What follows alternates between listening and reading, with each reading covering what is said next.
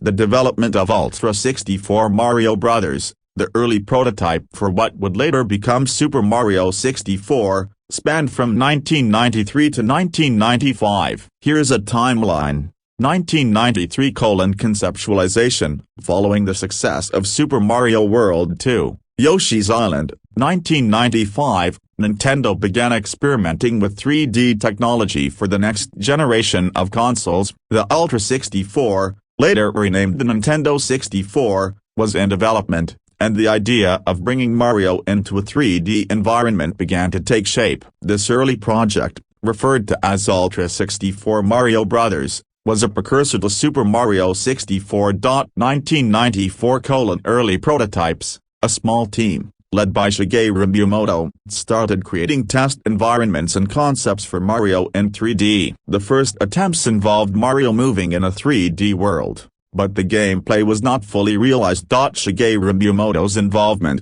Miyamoto envisioned Mario in a fully 3D environment, which would involve a shift from the traditional 2D side-scrolling gameplay to more open-ended, exploration-based design. The team tested various mechanics such as freeform jumping, 3D space navigation, and camera control. 1995 Development of Mario 64. By 1995, the project started to shift from early 3D tests to more fully realized concepts, and the name Ultra 64 Mario Bros. Was abandoned in favor of the now iconic Super Mario 64. The game's core concept, an open-world 3D platformer, was defined, and the gameplay began to solidify. Demo at Shoshinkai Expo. A demo of the game was shown at the 1995 Shoshinkai Expo, a precursor to E3, where the world first saw Mario in full 3D, though with the rough, incomplete build. The demo showcased early environments and Mario's movement,